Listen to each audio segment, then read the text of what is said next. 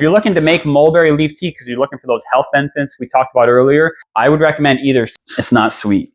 It's the one. And I don't want to drink it. This is a huge win. I've spent several days processing mulberry leaves 4 different ways.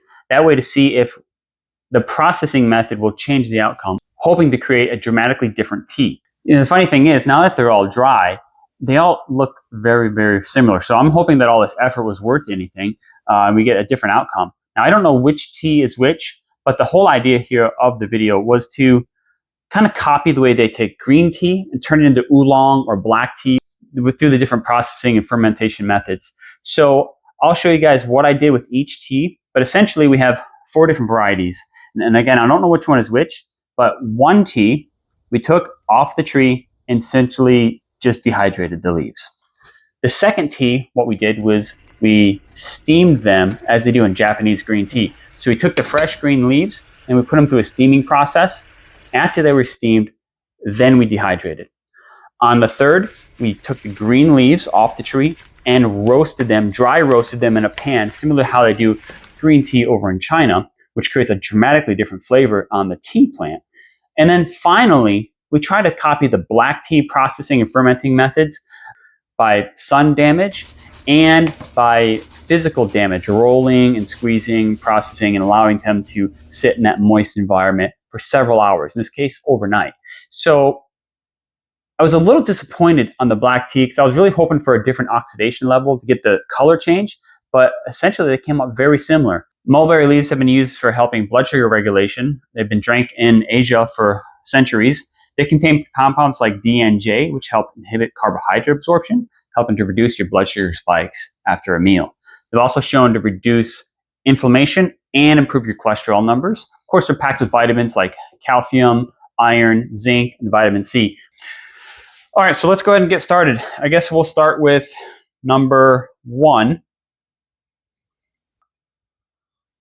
Smell is very herbally and green. I'll give this a 4 out of a 1 to 10 scale for aroma. Let's try the flavor.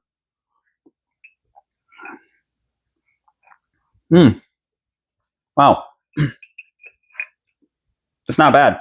I'll be honest, this is my first time ever having mulberry tea. I don't know how to describe that. Not super bitter. For bitter, I would give it like a 2. For sweetness, I would say a 4.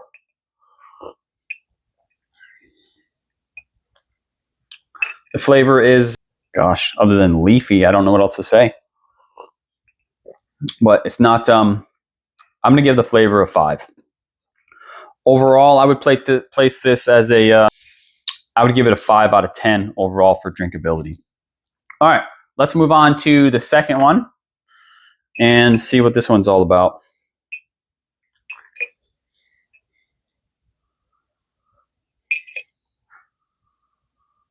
Smells different. Wow. Yeah, less aroma overall. The first one definitely had a smell. The second one, a whole lot of less smell. I mean, it just smells kind of like warm water. I'd give it a 2 for aroma. All right, let's try.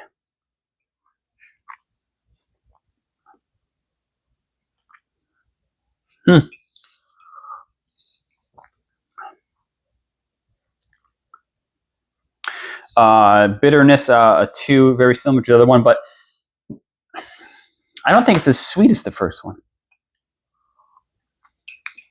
Oh yeah, wow, that's definitely different. It just kind of falls flat on the sweetness. I'll give it a 2. The flavor overall isn't impressive at all, especially when I keep bouncing back to the first one. Now that I'm noticing there's quite a difference in the color.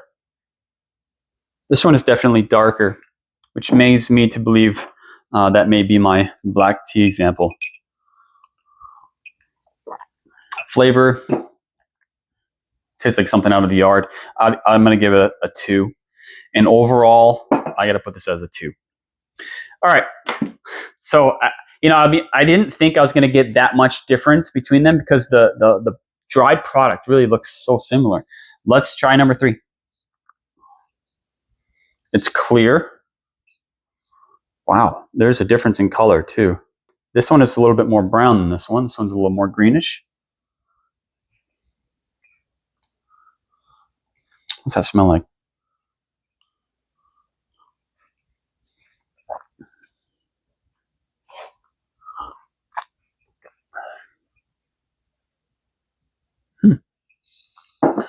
This one is better than the second one.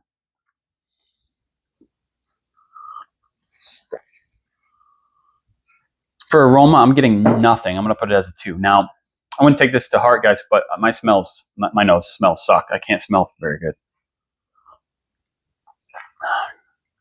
It's a little more sweet than the second one. I'll put it at a 3. The flavor, I'm going to do a 3. Bitterness,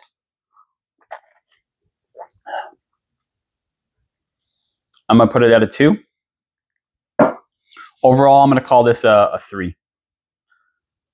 All right, last one. Let's see what we got going on here. Similar appearance to the other ones. Yeah, kind of a very light brownish green color. Ugh. This one has a smell. And it's not as good as the others. The other ones were basically, I didn't get much of a smell, except for the first one I did, but it was relatively pleasant. This one smells,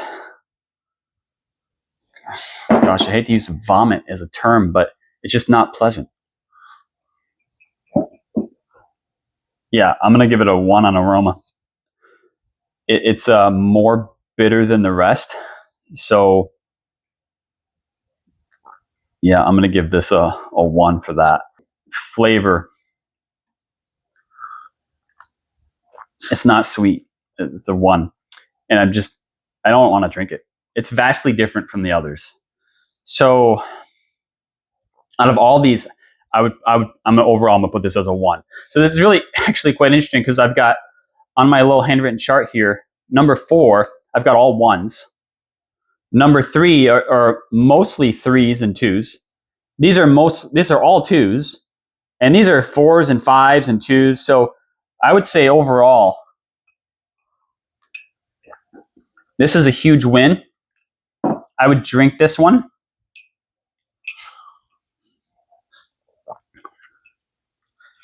I can drink it, but I wouldn't necessarily want to.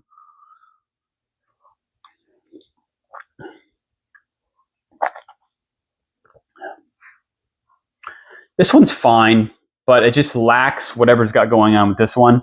And this one is the only one that seems to have a darker color associated with it. So I'm going to guess that this is my my black tea mimic one, the one I actually processed a lot. Find out what the numbers tell us and flip over some bags, shall we? All right, so these are my dried products.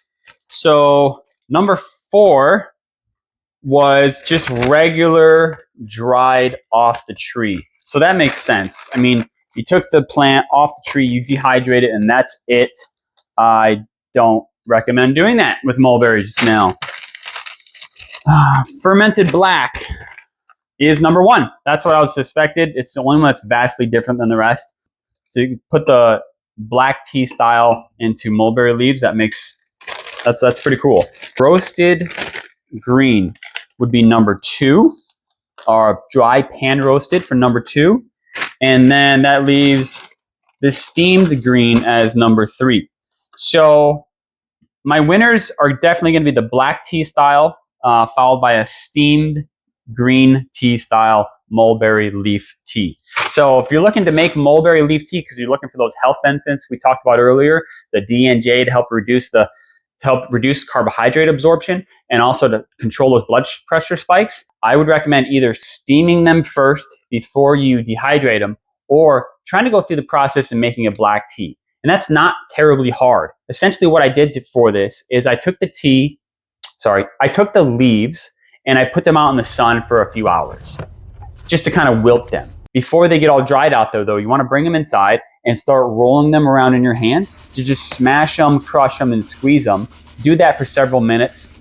wrap them in a damp cloth and set them somewhere warm for a couple of hours just to try to get that process to ferment or those enzymes in those leaves to change structure. That's what happens with green tea and black tea, is that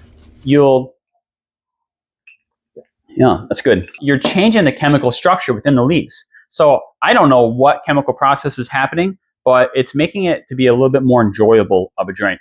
So if you want to try this at home, give me a like, a thumbs up, maybe subscribe to the video if you're into this type of content. Thanks for watching, guys.